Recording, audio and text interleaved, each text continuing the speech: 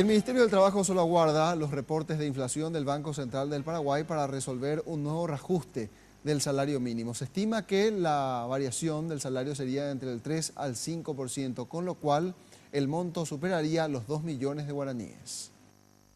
El informe de la inflación entre noviembre y mayo será remitido por el BCP. Ni bien se tenga este informe, deberá reunirse el Consejo de Salario Mínimo para hacer las evaluaciones correspondientes, para posteriormente recomendar al Poder Ejecutivo el monto exacto del reajuste.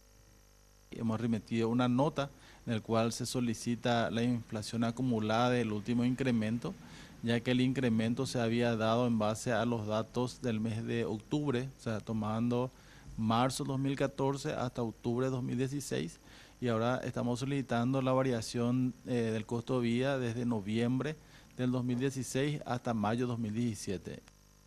Si bien hasta el momento no hay una cifra oficial, de acuerdo a la inflación actual, se estima que el aumento será del 3,9%, lo que representaría una asignación de 2.041.122 guaraníes.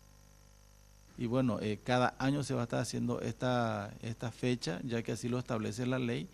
Creemos también positiva para la economía, ya que en el modelo anterior, que teníamos que esperar el 10%, era mucho más complicado a las empresas absorber un costo mayor, y un aumento más pequeño, mucho más fácil de que eso no afecte a la canasta familiar.